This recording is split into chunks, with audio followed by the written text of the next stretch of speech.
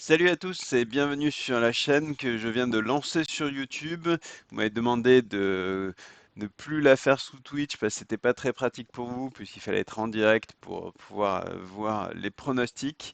Donc bah voilà, c'est fait, je vous ai écouté. On arrive sur YouTube, donc première vidéo.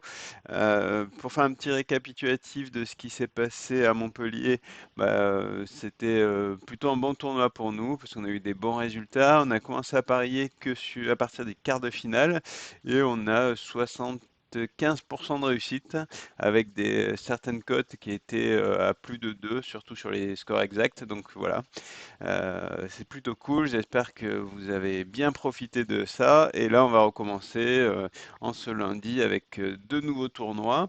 On va voir le tournoi de Rotterdam et le deuxième, c'est de Buenos Aires. Il y en a un troisième qui est New York, mais j'ai pas vu de match intéressant, donc on va pas y aller dessus pour aujourd'hui. Peut-être demain, on verra en fonction des matchs. On commence avec le match à Rotterdam, Bautista contre Fusovic. Alors, je suis désolé, je suis toujours aussi mauvais avec les noms. Donc on va rentrer dessus. Euh, c'est un match qui devrait sans hésitation profiter à Robert Bautista. Euh, Car il est plutôt à l'aise sur la terre battue, en tout cas plus que Fusovic. Donc voilà, c'est dans l'historique. Alors il n'y a pas de match, ils sont jamais joués sur terre battue. Ils sont joués sur surface dure. Alors c'était Fusovic qui a gagné sur surface dure. Mais je pense que sur terre battue, c'est un autre match, c'est complètement un autre match. Il date de quand cette victoire? C'était 2019 février, donc il y a un an tout pile. Donc voilà, je pense que ça peut être une victoire assez facile. Je pense même qu'on peut aller assez facilement sur un 2-0 sans prendre vraiment de risques. Mais si vous voulez vraiment jouer le coup un peu plus sûr, allez-y sur la victoire de Bautista. Voilà. Comme je le dis toujours pour les nouveaux, puisque quand je change de plateforme, je vais quand même le répéter, c'est ne parier que ce que vous êtes prêt à perdre.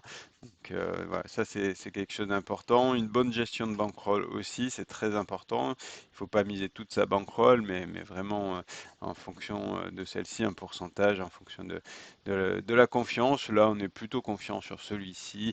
Je pense que vous pourrez jouer 2-3% de votre bankroll sur ce match. Mais je referai une vidéo sur la gestion de bankroll une autre fois. Là, c'est plus sur les pronostics. Donc voilà, vous pouvez jouer soit la victoire, soit le 2-0. Je pense que on devrait être facilement sur un 2-0. Voilà. Prochain match. Je vais fermer ici. On passe à Buenos Aires. Alors, hop, j'avais préparé une autre fenêtre. Buenos Aires. Alors, Munar contre Montiero. Ils ne se sont pas rencontrés sur terre battue, sur toutes les surfaces non plus. Donc c'est la première fois qu'ils jouent ensemble. Euh, les cotes, est-ce qu'on a les cotes? Bah, elles sont là, de toute façon. On a 1,80 pour Munra, 2 pour Montiero. Alors, c'est un match assez difficile. Je pense que on peut aller sur un 3-7. Je vais ouvrir sur une autre fenêtre, ce sera peut-être plus simple, comme ça on peut retrouver tout à l'heure. Je pense sur un 3-7, la cote elle est à combien sur 3-7? Je ne l'ai pas regardé puisque je j'étais pas parti sur ce type de pari, mais on a une cote à 2, c'est intéressant. Alors là, c'est un pari qui est un peu plus risqué, mais mettez pas plus d'1% de votre bankroll, hein. Je pense que c'est largement suffisant. Euh, Après, en termes de victoire, euh, je pense qu'on est sur 50-50 à peu près, et la cote de Montiero est plus intéressante, donc une cote à 2, je pense que c'est pas mal. Ce sont des joueurs qui très souvent sont sur du 2-7, euh, sur la défaite. On va essayer d'agrandir un petit peu plus. Défaite, un 2-0, 2-0, 2-0 également. Là, on a un 2-1. Mais en gros, souvent, c'est sur du 2-0. Ils sont plus très combatifs une fois que euh, ils ont perdu un premier set. Donc, on peut aller sur des cotes bien plus importantes. Et par exemple, un 3-15, et c'est vraiment une cote intéressante. Et je pense que là-dessus, pareil, plutôt un pari fun. Donc, 1% de la bankroll, c'est suffisant. Voilà, 3-15. Et dernier match, on est toujours à Buenos Aires. C'est un match de fin de journée, il est à 20 h. Rude contre Andujar.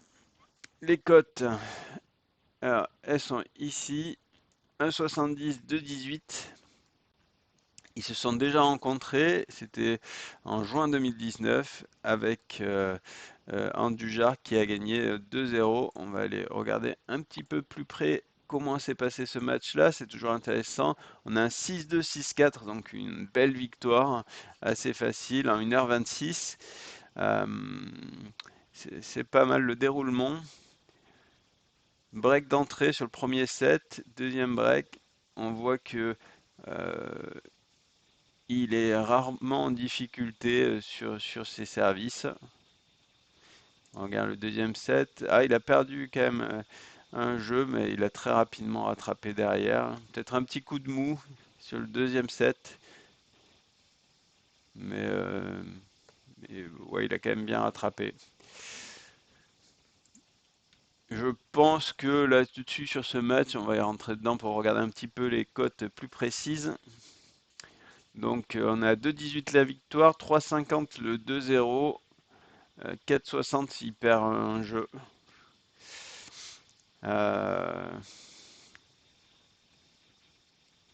Rude est quand même pas mauvais sur terre battue.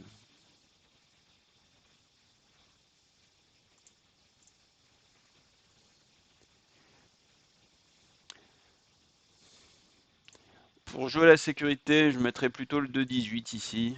Après, c'est difficile de savoir si il va aller plutôt sur 2-7 ou 3.